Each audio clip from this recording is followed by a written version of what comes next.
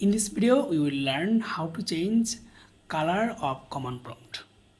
So for that, we will press the Windows key here and search here CMD, and here we will type here color help and press the enter.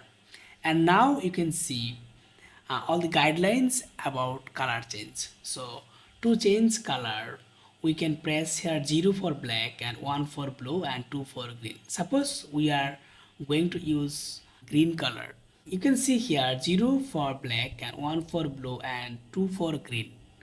And there are so many color code here. Suppose we are using green color. We will put here color.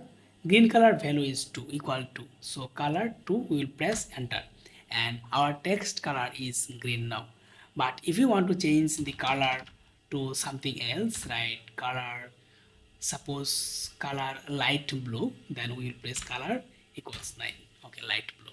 Thus you can change the text color of CMD or command prompt. If you find this video helpful, please consider subscribing and liking. See you in the next video. Thanks for watching.